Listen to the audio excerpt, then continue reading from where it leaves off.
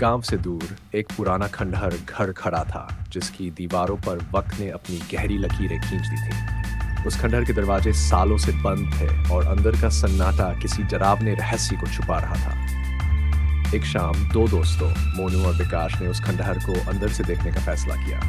वे दोनों साहसी थे, लेकिन इस बार उनकी हिम्मत उन्हें ऐसी जगह ले आई थी जहां से वापसी असंभव लग रही थी।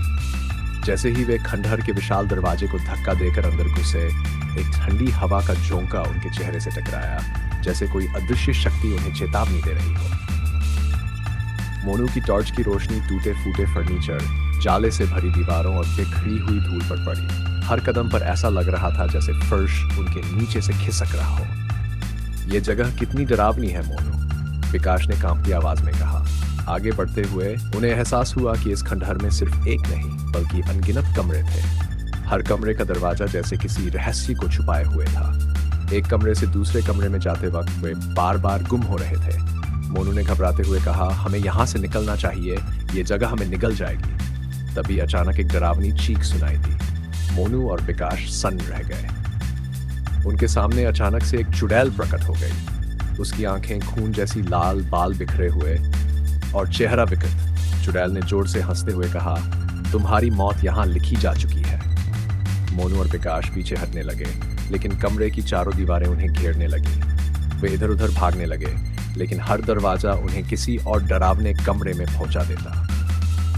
मोनू ने हिम्मत जुटाते हुए कहा, हम यहाँ से भाग नहीं सकते, हमें इसका सामना करना होगा। चुड़ैल की हंसी गूंज रही थी, जैसे वह उनके हर कदम का मजाक उड़ा रही हो। तभी विकास को लगा कि कोई ठंडी छाया उसके कंधे पर हाथ रख रही है। या तुम यहाँ हमेशा के लिए फंस जाओगे।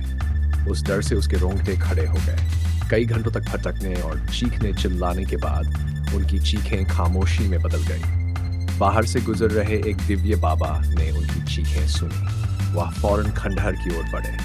बाबा के चेहरे पर एक अजीब सी शांति थी, लेकिन आंखों में दिव्य शक्ति की चमक। जैसे ही बाबा ने घर के अंदर कदम रखा, चुड़ैल जोर से चीख उठी, तू मुझे नहीं हरा सकता। बाबा ने अपनी माला घुमाते हुए मंत्र पढ़ने शुरू किए।